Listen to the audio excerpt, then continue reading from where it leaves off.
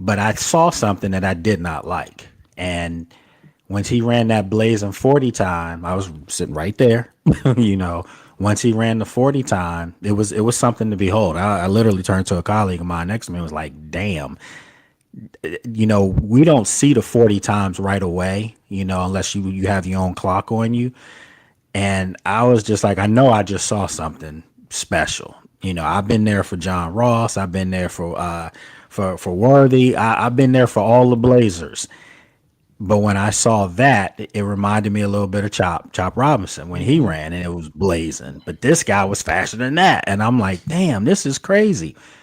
Well, soon as he ran that, when he, turned to come back up the field, a lot of the other guys who were waiting to run or the other group that was sitting to wait before they got ready to warm up, guys were running to him like, hyped, wanting to chest bump him and, dap him up, stuff like that.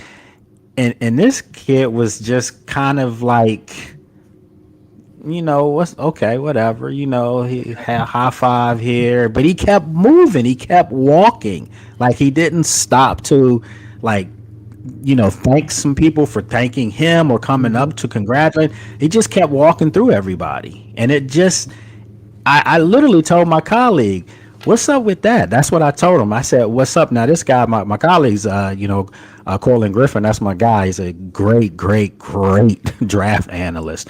And yeah, so I told him, I said, what's up with that? Did you see that?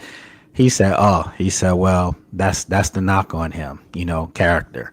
And I said, are you serious? And he said, yeah, that's the knock on Pierce. Some people say he has some character issues.